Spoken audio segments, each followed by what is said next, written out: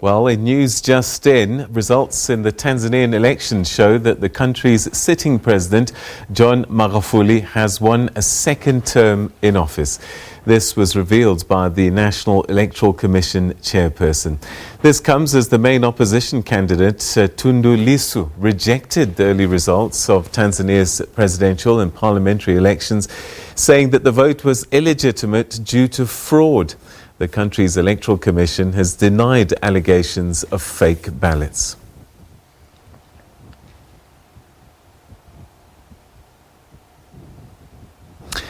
All right, so the Tanzanian election seems to be over. The incumbent president has won re-election for another 5 years, and a script that's becoming so familiar across the continent. The opposition are crying foul and suggesting that it was irregular. And the lead up to these elections, also question marks raised. And then on the one side, you have the electoral observers perhaps giving it their blessing. Human rights groups saying that it wasn't so fair into the lead up.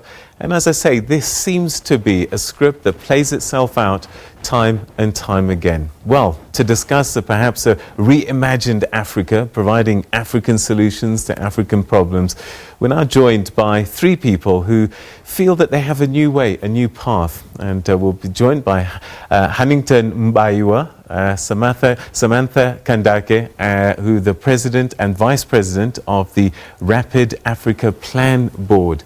And we also have the director of the African Institute of Leadership and Governance, Dr. Emmanuel Nkhoma. To all of you, thanks very much indeed for joining us and welcome to the program. Let me start with you, Mr. Mubaiwa, partly because your years of work and desire gave birth to this Rapid Africa plan. But before that, I just want to get comments from you and the panelists about the Tanzanian elections. And just as I was introducing it, it sounds like a script we face all the time. The incumbent wins, the opposition complain, the African Union say all things were fine, human rights groups and other groups say that it wasn't fine, particularly in the lead up to the election. Your thoughts on what's played out in Tanzania? Let me start with you, Mr. Mubaiwa. Thank you very much, Brother Peter Ndoro. This is not new, like you just mentioned. But having studied, for over 5 years, what's wrong with Africa and what can be done to fix it, I realized that the democratic model that we have, where you get a group of people, they fail, then you put another group of people. They fail. Then you put exactly the same, group of people again. It's out of date. It's out of date in Africa. It's out of date in Europe. It's the nature of the model itself. It doesn't serve us. Will never serve us. It divides the people in two. It's a bad model. All right, Samantha Kandake, your thoughts. You are someone who's been observing the continent from as far afield as the US, and it's a country that has a lot of migrants from the continent. Is this another one of those chapters, even if he's won, but the script seems familiar? Yes, thank you. I agree with Professor Mubaiwa. There seems to be a pattern of where people get excited about a candidate makes promises, the people get disappointed by that same candidate after they've come in office. And then that cycle repeats itself. The system is really inherently broken. And that's why we are very excited about the Rapid Africa Plan, because it seeks to take a system that's broken and create a new system that works for everyone. All right, and then my last guest, your thoughts about the Tanzanian election, Dr. Nkhoma?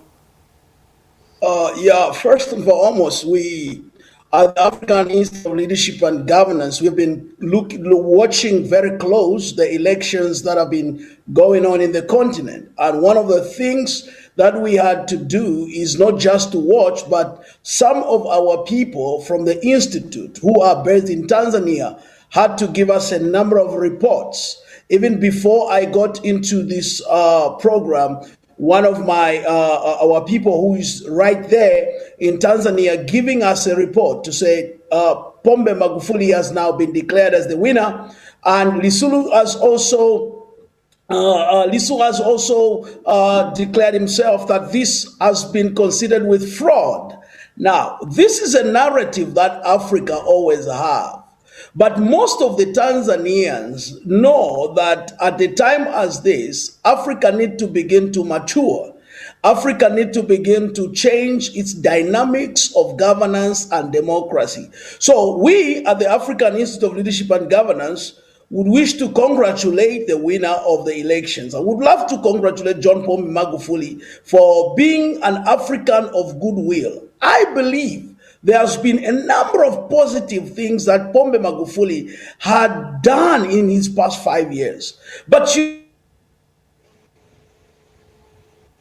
All right, it looks as if that his signal is breaking there. We'll try and get him again. We're going to move on to other things just now, but again, I want to revisit, just chat a little bit more about the Tanzanian election because it's so important.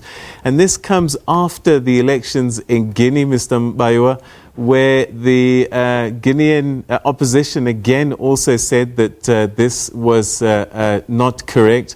We have got the Ivory Coast election coming up this weekend, and already what we're seeing is the opposition saying the current president, Alassane Ouattara, should not be running for a third term. They're calling for a boycott, and we've got people leaving Abidjan scared that they might see scenes similar to the Civil War. So Tanzania, in the lead up to this election, we were hearing about intimidation, we were hearing about the press being muzzled, freedom of expression being compromised. With this kind of thing going on, how much weight can we put onto this election and its value? Well, I mean, it's kind of, it's not an easy thing to put in black and white because there are many dynamics that we may be aware of or may be aware of. But, you know, I think from an African development point of view, you know, based on the intent that, you know, the society has for its governments, and we are now looking towards, you know, Africa uniting and working together, what we have here, we can...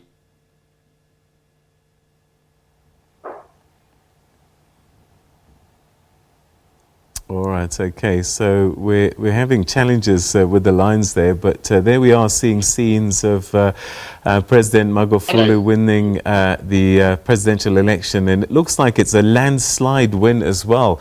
A little bit earlier on this evening, they were talking about over 80% of the votes being won by John Magufuli, and in theory, these results could take up to 5 days to return, but so big was his margin of victory and his win that they've been able to declare the results early. And so John Magufuli gets another 5 years as the president of Tanzania, and his party, Chama cha Mapinduzi, has been the ruling party in the country since 1961. And again, another trend on the continent where the party at independence often continues to be the ruling party of each country. All right, Mr. Mubaiwa, you were busy sharing your thoughts about these things are not very easy, they're quite complex, and perhaps this is why a new way is required. I mean, because the thing is this, either way, you know, these systems, whether someone wins with a, you know, with a landslide or not, there's no guarantee, and there's never been a guarantee that Africa or the countries themselves are going to give people, you know, what they intended in the first place. In other words, the system it doesn't matter which country it is, in all the African countries, this model of government, this model of electioneering or putting someone in power based on politicking does not work. It's never worked, and now it's time to realize that this is an old paradigm. It's an old the thinking that put these governments or these systems in place is now out of date, does not work, cannot give us the results that we want. And it's time for us to go into a new paradigm, because that is the science. When the old paradigm doesn't work, you go into a new paradigm, and God always raises an individual or a few people with an insight into their future and build a new future. And it's time for us to build a new future. And this is where you came up with this idea of this Rapid Africa plan. Tell us about its genesis and what you hope it will do.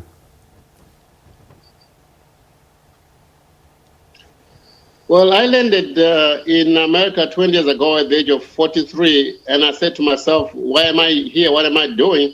I just started to learn to make money or to make a profit in my business. I was doing construction, and I just finished 3,000 houses, and all of a sudden a minister wakes up and say, I'm cutting the contracts for the other 3 years that we had. And then I ended up in America, and I said, if someone has not found a way to transform Africa by 2012, I'll go full-time in 2013 and with the thesis, what is wrong with Africa and what can be done to fix it. So I went full-time 5 years. Within 5 years, I realized that we don't have a plan. That's the key issue. We don't have a plan, because it takes a vision, it takes a plan, it takes a strategy, and working the plan. So we didn't have those, and until today we don't have it. So it took me 8 years altogether, and I put together a manual.